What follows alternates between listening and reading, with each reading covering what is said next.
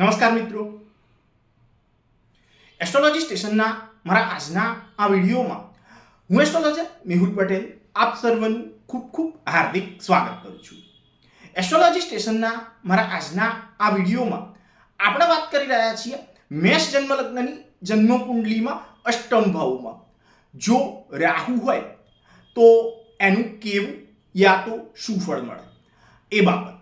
તો તમારી જન્મ કુંડલીમાં જ્યાં લગ્ન યા તો જન્મ લગ્ન એવું જ્યાં લખેલું છે ત્યાં જો એક લખેલું છે તો તમારી જે જન્મ કુંડલી છે એ મેષ જન્મ લગ્નની જન્મ કુંડલી છે એવું તમારે સમજવાનું છે.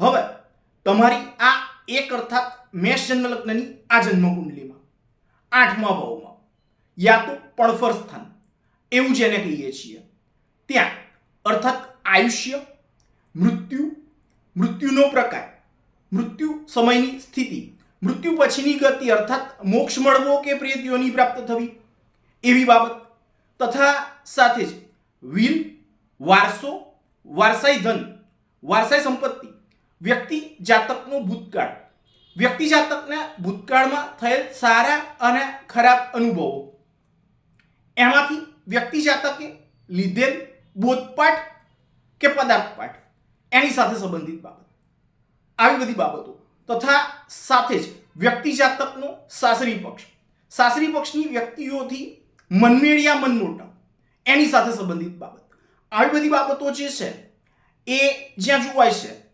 ત્યાં પોતાના શત્રુગ્રહ મંગળની રાશિ 8 અર્થાત વૃશ્ચિક રાશિ એ જ્યાં આવે છે ત્યાં રાહુ નામનો ગ્રહ એ જો રહેલો છે તો આ બાબતને જો સારી રીતે સમજવી હોય તો આ બાબતને સારી રીતે સમજવા હેતુ આ ગ્રહ મૈત્રી ચક્ર જે છે એને જો જોઈએ તો એમ આ રાહુ અને મંગળ એ એકબીજાના શત્રુ છે એવું દર્શાવે છે. અને એટલે જ જીવન ગુજારો કરવાની બાબત યા સારી આજીવિકા કે રોજીરોટી મેળવવાની બાબત એમાં મોટામાં મોટી ચિંતા યા પીડાદાયક સ્થિતિ એવી બાબત વેઠવાનો વારો આવે એવી સ્થિતિ કે પરિસ્થિતિ એ તમારા જીવનમાં એકવાર લાવશે. સાથે જ જીવનમાં મૃત્યુતુલ્ય બીમારી યા કષ્ટયુક્ત શારીરિક માનસિક સ્થિતિનો સામનો કરવો પડે એવી પરિસ્થિતિ એ તમારા જીવનમાં લાવશે. તમારા જીવનના ભૂતકાળમાં બનેલ બનાવોમાંથી મળેલ બોધપાઠ કે પદાર્થપાઠ એના જેવી બાબતના બાજુ પર મુકાવી યા ભૂલાવી અને દરેક બાબતમાં હાનિ કે નુકસાન વેઠવું પડે એવી સ્થિતિ પણ હાથ પકડી અને તમારા જીવનમાં લાવશે યા તો એવી બાબતનું નિર્માણ એ કરાવશે.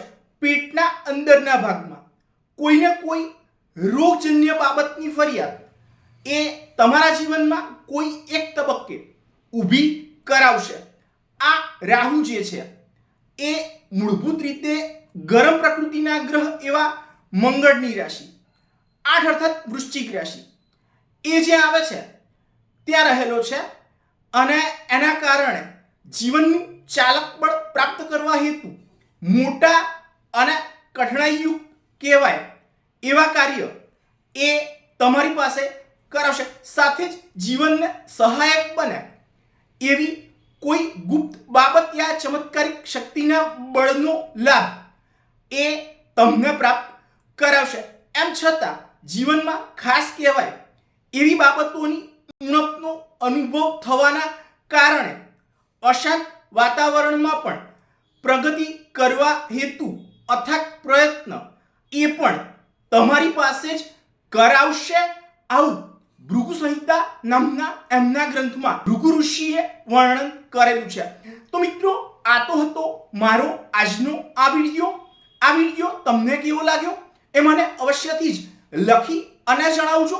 તથા સાથે જ મારા આવા જ અન્ય માહિતીસભર વિડીયોને જોવા માટે મારી આ ચેનલને સબસ્ક્રાઇબ અવશ્યથી જ કરજો તથા વધુમાં વધુ સબસ્ક્રાઇબ પણ અવશ્યથી જ કરાવજો.